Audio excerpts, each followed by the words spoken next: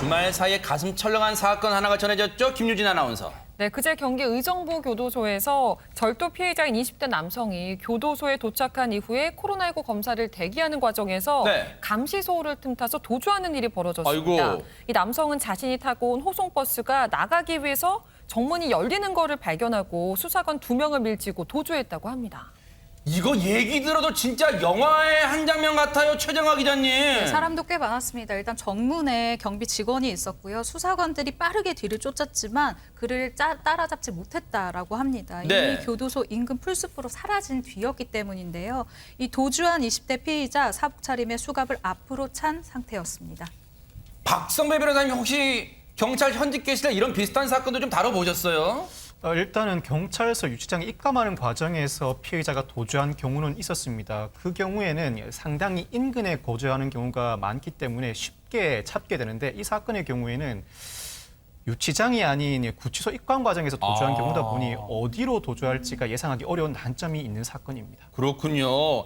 아니 근데 최진봉 교수님 뭔가 이 도주를 했으면 잡지를 못했단 말이에요, 현장에서. 그렇다면 혹시 어디로 갈지 모르는 상황이다 보니까 불안감 커질 수 있잖아요. 불안감 커질 수 있죠. 근데 예상보다 다르게 많이 갔어요. 어디서 이게 본인이 스스로 자수를 했는데 아버지가 설득을 해가지고 어허. 하남에서 나타났어. 하남에서.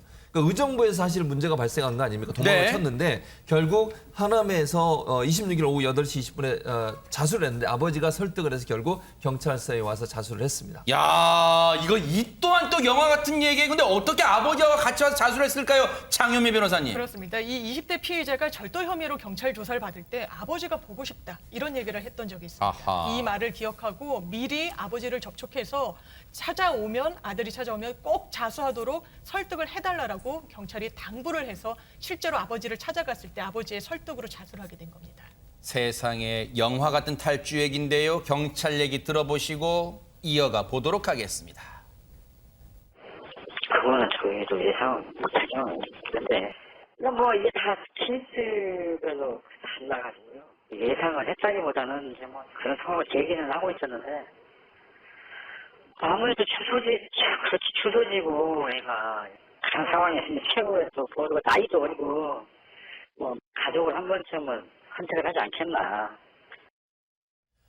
자, 그런데요. 자수하러 왔을 당시에 차고 도주했던 수갑이 왔을 때는 없었다면서요, 최정화 기자님. 네, 그렇습니다. 일단 한쪽 손은요, 억지로 이 수갑에서 힘으로 빼냈다고 하고요. 다른 쪽 손은 그 인근 공사장에서 있는 이 절단기를 이용해서 또 억지로 이 수갑을 끊어냈다고 합니다. 이 네. 과정에서 이 절단기를 사용하는 과정에서 한쪽 손에 약간 상처를 입기도 했다고 합니다.